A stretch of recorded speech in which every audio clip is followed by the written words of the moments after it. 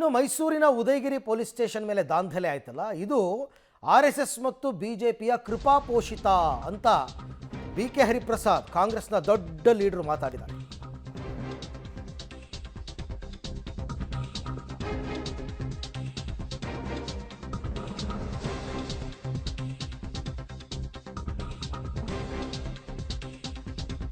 ಉದಯಗಿರಿ ಗಲಾಟೆ RSS ಮತ್ತು ಬಿಜೆಪಿಯ ಕೃಪಾಪೋಷಿತ ಕೃತ್ಯ. ಸಂಘ ಪರಿವಾರದವರು ಬುರ್ಕಾ ಹಾಕ್ಕೊಂಡು ಬಂದು ಗಲಾಟೆ ಮಾಡ್ತಾರೆ. ಕಲಬುರಗಿನಲ್ಲಿ ಹೇಳಿರೋದು BK ಹರಿಪ್ರಸಾದ್. ನನ್ನ ಹತ್ರ ವಿಡಿಯೋ ಇದೆ, ತನಿಖೆ ಮಾಡಿಸಿ. ವಿಡಿಯೋ ಇಟ್ಕೊಂಡು ಏನು ಮಾಡ್ತಾ ಇದ್ದೀರಾ? ಹೋಗಿ ಕೊಡ್ಬೇಕು ತಾನೆ ಪೊಲೀಸ್ ಸ್ಟೇಷನ್ಗೆ. ಅದನ್ನು ಇನ್ನೂ ಇಟ್ಕೊಂಡು ಪೂಜೆ ಮಾಡಿ ಮನೆಯಲ್ಲಿ.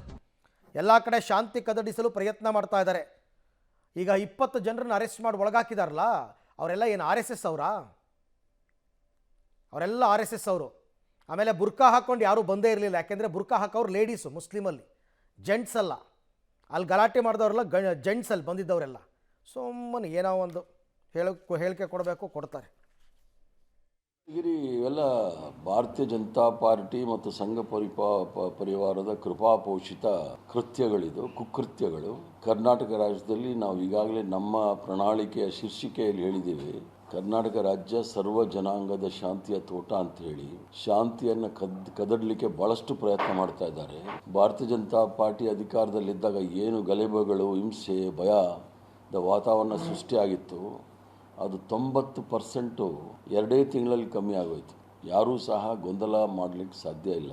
ನಾನಾದರೂ ಹೇಳೋದಿಷ್ಟೇ ಗೃಹ ಮಂತ್ರಿಗಳಿಗೆ, ಯಾರೇ ಆದ್ರೂ ಸಹ ಯಾವುದೇ ಧರ್ಮ, ಜಾತಿ, ಭಾಷೆ, ಕಾನೂನನ್ನು ಕೈಗೆ ತೆಗೆದುಕೊಂಡು ಕರ್ನಾಟಕ ರಾಜ್ಯದಲ್ಲಿ ಶಾಂತಿಯನ್ನು ಕೆಡವಲಿಕ್ಕೆ ಪ್ರಯತ್ನ ಮಾಡಿದ್ರೆ ಸಂವಿಧಾನದ ಚೌಕಟ್ಟಿನಲ್ಲಿ ಮತ್ತು ನೆಲದ ಕಾನೂನಿನ ಮೂಲಕ ಭಾಳ ಕಠಿಣವಾದ ಕ್ರಮಗಳನ್ನು ತೆಗೆದುಕೊಳ್ಬೇಕಾಗತ್ತೆ. ಯಾಕಂದರೆ ಕರ್ನಾಟಕ ರಾಜ್ಯ ಇದು ಬಸವಣ್ಣನವರು, ಕನಕದಾಸ, ನಾರಾಯಣ ಗುರು, ಶಿಶುನಾಳ ಶರೀಫು ಇವರೆಲ್ಲ ಇದ್ದಂಥ ನಾಡಿನಲ್ಲಿ ನಾವು ಆ ರೀತಿ ಅಶಾಂತಿ ಮಾಡಲಿಕ್ಕೆ ಬಿಡಲಿಕ್ಕೆ ಆಗೋದಿಲ್ಲ.